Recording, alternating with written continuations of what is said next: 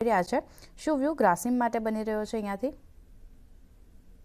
સો ગ્લાસિમ chart setup ઘણું positive છે. છેલ્લા ઘણા સમયથી આપણે એને પોઝિટિવ સાઈડ પર મૂવ થતા જોવા મળી રહ્યું છે.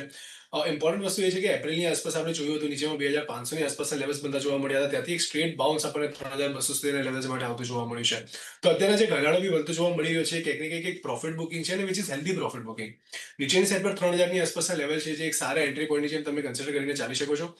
તો અગર તમારા પાસે છે તો તમે ડેફિનેટલી હોલ્ડ કરીને ચાલો, પરંતુ અગર જો તમારે ફ્રેશ બાય કરવું હોય તો 3000ના લેવલ સુધી આવે છે ત્યાં સુધી વેઇટ કરીને ચાલવાની સલાહ રહેશે. નીચેમાં તમે 2900ની આસપાસનો સ્ટોપ લોસ ધ્યાનમાં રાખી શકો છો.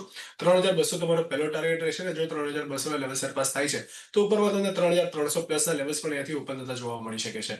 તો ગ્રાસિમ માટે ઓવરઓલ આઉટલુક પોઝિટિવ છે, પરંતુ ઘટાડે બાય કરીને ચાલવાની સલાહ રહેશે. ઓવરઓલ આઉટલુક પોઝિટિવ ગ્રાસિમ માટે. જેની પાસે કાઉન્ટર છે હોલ્ડ કરો. ફ્રેશ એન્ટ્રી માટે ઘટાડો આવે છે 3000ની આસપાસ, ત્યાંથી તમે ખરીદારી કરો. સ્ટોપ લોસ 2900નો ધ્યાનમાં રાખવાનો છે. 3200 3300 પ્લસ સુધીના લેવલ્સ પણ આપણને અહીંયા બનતા દેખાઈ શકે છે, એટલે ધ્યાન રાખો.